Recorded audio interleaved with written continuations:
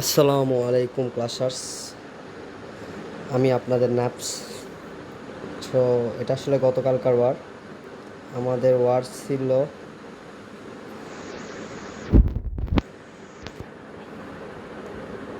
গারুড x শু হুকসের সাথে।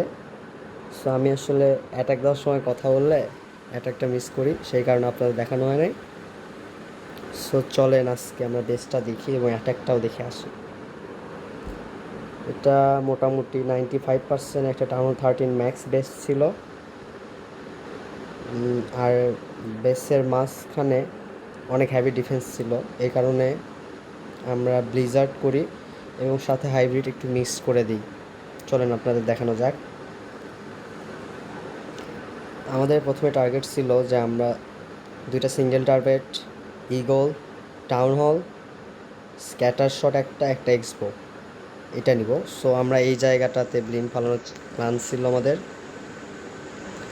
আমি সবসময় যদি বেসে মানে কালেক্টরস বা অন্যান্য ডিফেন্সগুলো যদি ক্লোজ থাকে, সেই ক্ষেত্রে একটা ইলেকট্রো ড্রাগন ছাতে ছেড়ে দিই এবং অ্যাবিলিটির মধ্যে দিই, তাতে করে ওই ইলেকট্রো ড্রাগনটা অনেকটা ভ্যালু নিতে পারে।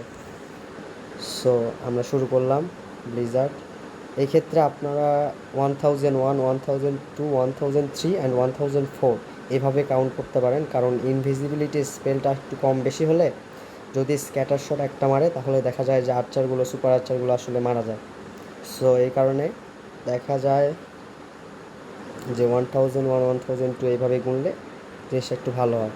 সো আমরা 28%-এর ভ্যালু পাইছিলাম এবং যথেষ্ট হ্যাভি ডিফেন্সগুলো বের করে নিচ্ছিলাম আগেই। যেহেতু সিঙ্গেল টার্গেট ইনফার্নো, সো আমাদের তেমন একটা টেনশন ছিল না, জাস্ট একটা স্ক্যাটার শট নিয়ে আমাদের টেনশন ছিল। আমি একটু বেশি পরিমাণে ওয়াল ব্রেকার নিচ্ছিলাম যাতে করে আমাদের হিরোজগুলো একদম ডিরেক্টলি ভেতরে যাইতে পারে। সো এভাবে আমরা টুপস ছেড়ে দিলাম এবং দেখা যায় কি এরকম বেসটার ব্লিজার যদি ভালো হয় তাহলে সেকেন্ডের মধ্যে বেসটা গায়েব হয়ে যায়, মানে বেশি কিছু থাকেই না।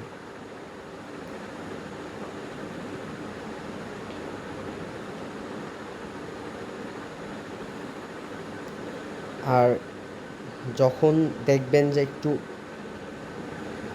কম লাইফের কিন্তু হ্যাভি ড্যামেজের জিনিসগুলোর সামনে আপনার রয়্যাল চ্যাম্পিয়ন থাকবে, সেই সময়টাতে রয়্যাল চ্যাম্পিয়নের অ্যাবিলিটি দেওয়ার চেষ্টা করুন। যেমন ধরুন হিডেন টেসলা, এতে করে হয় কি অ্যাবিলিটির মানে সাথে সাথে সাথে সাথে একটা লাগলেই মরে যায় আর ড্যামেজ দিতে পারে না। এই কারণে সবসময় চেষ্টা করবেন যে একটু কম লাইফের কিন্তু ড্যামেজ বেশি দেয় এরকম জিনিসপাতির সামনে যে রয়্যাল চ্যাম্পিয়নের অ্যাবিলিটিটা ইউজ করার।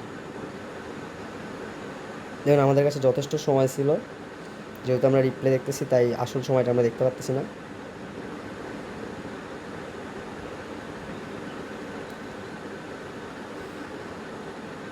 এবং ম্যাচটা খুব আরামসে আমাদের আসলে ক্লিয়ার হয়ে গেছে।